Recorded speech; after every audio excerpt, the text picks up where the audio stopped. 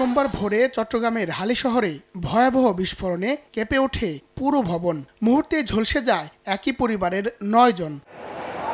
এ ঘটনায় এখন পর্যন্ত মারা গেছেন মা ছেলেসহ ৩ জন। জাতীয় বার্ন ও প্লাস্টিক সার্জারি ইনস্টিটিউটে ৬ জন চিকিৎসাধীন। ভর্তি থাকা সবার অবস্থাই আশঙ্কাজনক বলে জানিয়েছেন চিকিৎসকরা।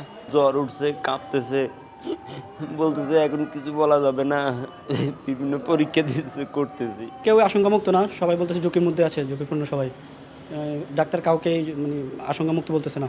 এদিকে দগ্ধদের দেখতে মঙ্গলবার সকালে বার্ন ইনস্টিটিউটে যান দুর্যোগ ব্যবস্থাপনা ও ত্রাণ মন্ত্রী এবং স্বাস্থ্যমন্ত্রী। সাংবাদিকদের বলেন, গ্যাস লিকেজের ঘটনা ও মেয়াদোত্তীর্ণ সিলিন্ডার বন্ধে ৩ মন্ত্রণালয় একসঙ্গে কাজ করবে। একটা নিয়মের মধ্যে নিয়ে আসা যায়, সেগুলো নিয়ে আমরা অল্প সময়ের ভিতরে ৩ মন্ত্রণালয় বসে কাজ করব, যাতে করে ভবিষ্যতে এই ধরনের দুর্ঘটনা থেকে কম ক্ষতি হয় সেই ব্যবস্থাটা করার চেষ্টা করা হবে। আমাদের হসপিটালের সম্ভাব্য যতগুলি চিকিৎসা দেওয়ার মতন ব্যবস্থা আছে, সর্বোত্তমভাবে তাদেরকে চিকিৎসা দেওয়া হচ্ছে।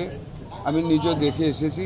এদিকে ভোরে কুমিল্লার দাউদকান্দিতে গ্যাস লাইনের লিকেজ থেকে বিস্ফোরণে একই পরিবারের ৪ জন দগ্ধ হন।